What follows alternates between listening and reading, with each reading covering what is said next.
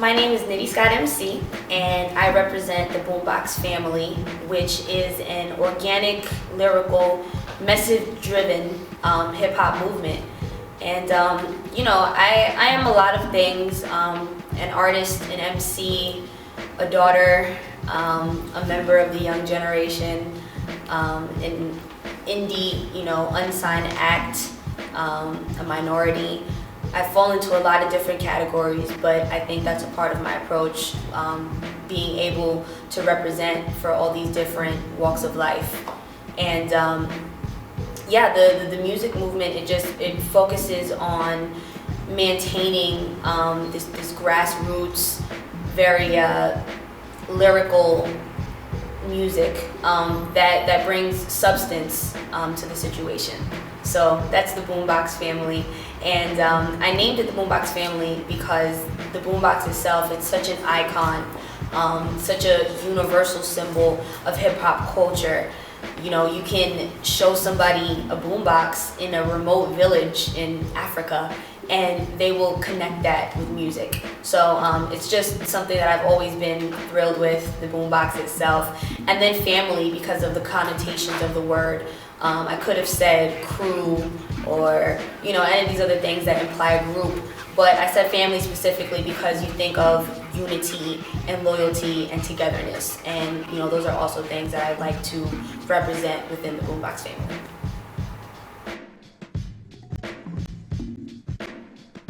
When I was 17 years old, I very spontaneously left my home in Central Florida to New York City. And I always knew that I was going to go to New York and take my talents there, but I didn't think that it would be at that specific point in my life. I was in the middle of my senior year, attending an art school as a creative writing major, and I was very unhappy for lots of reasons, but for the most part, I just didn't see much opportunity for me to display my talent and to grow as an artist, to be inspired and to have a platform to actually display, what I wanted to do and to bring my vision to life. So moving to New York definitely had something to do with that. After several years, I ran into my manager, Jules, and at that point was when I started to actively pursue it a little more, to develop my craft a little more, and start to sort of strategically plan how we were going to approach this whole situation. So there were times where I didn't think that I was going to make it, times that I thought that maybe I should just go home or give up on the bigger purpose of me being out there, but I'm glad that I didn't.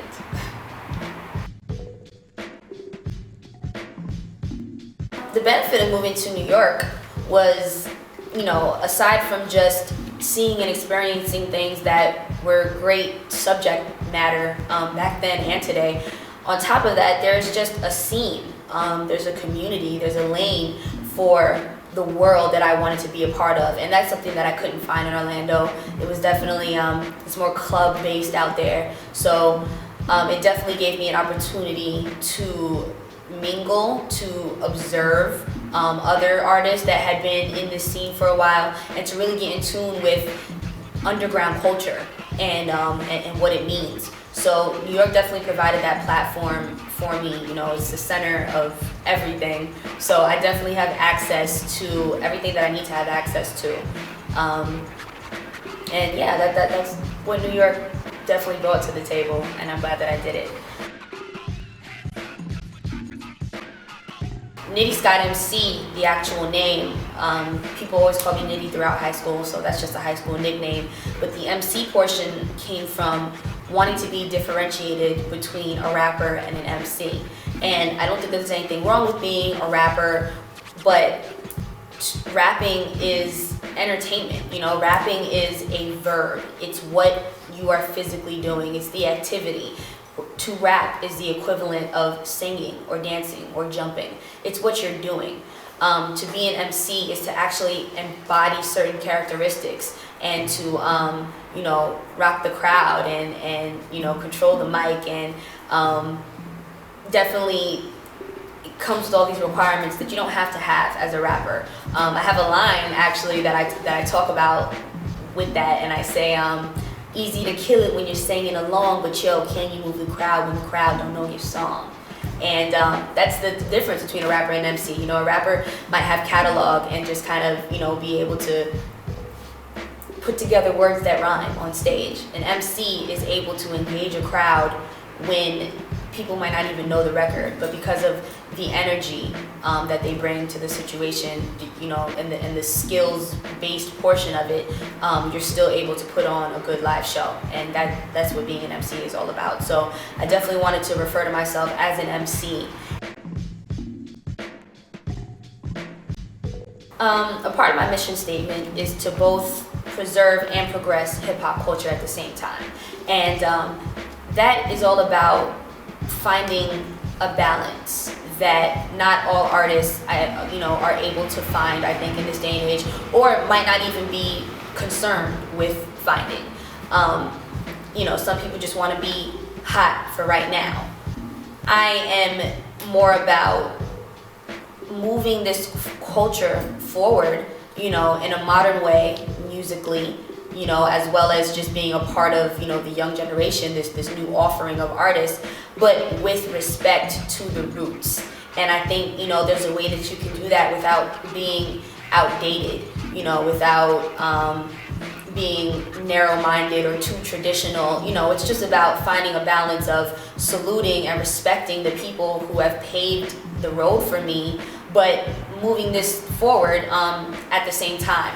There's a big generational gap that I'm always talking about that I see in hip hop, where, you know, you have some of the forefathers or the people who are sort of past their prime, you know, as far as their careers go, and, you know, they'll comment on the state of the hip hop culture and make, you know, say very valid things about what's going on, but because they are older, they tend to be like rejected by the younger generation as like bitter or, you know, hating or mad because, you know, they're not a part of, you know, your top 5 rappers these days.